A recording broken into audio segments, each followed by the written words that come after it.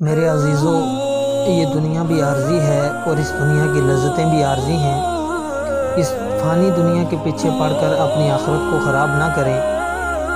کتاب کے اندر ایک واقعہ لکھا ہوا ہے کہ ایک مصر کا لوہار تھا، تو وہ گرم لوہے کو پکڑ لیتا تھا اور اسے کچھ بھی نہیں ہوتا تھا۔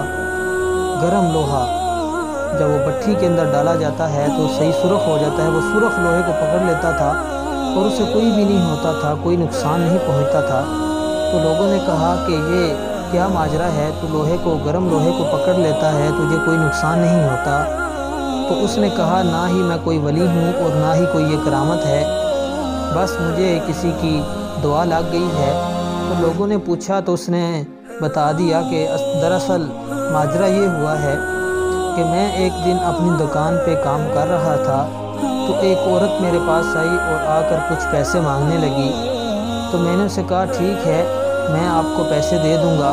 جب میں نے اسے یہ بات کی تو شیطان نے مجھے ورگلایا، تو میں نے اسے کہا، میں آپ کو پیسے دے دوں گا تو بدلے میں آپ میری خواہش پوری کر دیں۔ تو پہلے تو وہ عورت شرمائی، بعد میں وہ اس بات پر راضی ہو گئی کیونکہ وہ مجبور تھی۔ تو اس نے کہا کہ میں نے اسے پیسے دے دیے۔ جب میں نے اسے پیسے دیے تو میں نے اسے کہا کہ اب میری خواہش پوری کرو۔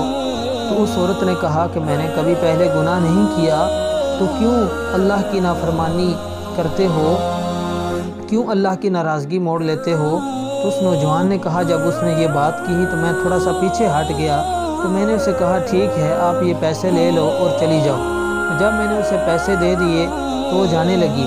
جب جانے لگی تو اس نے مجھے ایک دعا دی اور کہا کہ تو اللہ کی نافرمانی سے بچا ہے تو اللہ تجھے دنیا اور آخرت کی آگ سے بچائے۔ تو اس کے بعد سے میں جب لوہے کو پکڑتا ہوں تو مجھے کوئی بھی آگ تو اس کے بعد سے جب میں لوہے کو پکڑتا ہوں تو مجھے لوہے کا جو گرم پن ہے یہ میرے اوپر کوئی اثر نہیں کرتا۔ تو دیکھیں میرے بھائیو، دوستو، بزرگوں، ایک چھوٹی سی نافرمانی سے وہ بچا اور وہ اس کے اوپر دنیا اور آخرت کی آگ حرام ہوگی۔